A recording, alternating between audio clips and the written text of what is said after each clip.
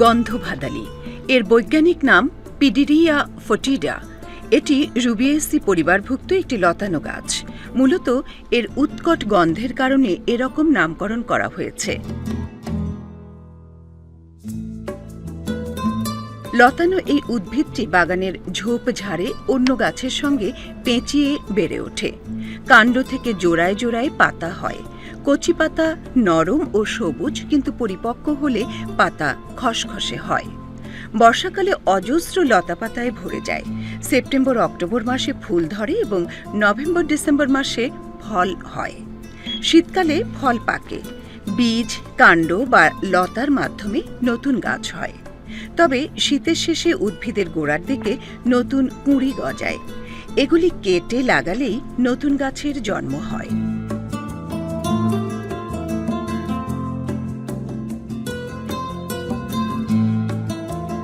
পাতা বেটে চালের গুঁড়া বা ডালের সঙ্গে মিশিয়ে বড়া বানানো যায়। বড়া খুবই সুস্বাদু ও উপকারী। পাতা ভর্তা করে গরম ভাতে খেতে খুব মজা এবং উপকারী। আমাশয়, বাত ব্যথা, ডায়রিয়া, অর্শ, অজীর্ণ এবং কোষ্ঠকাঠিন্য নিরাময়ে গন্ধভাদালি বিশেষ উপকারী।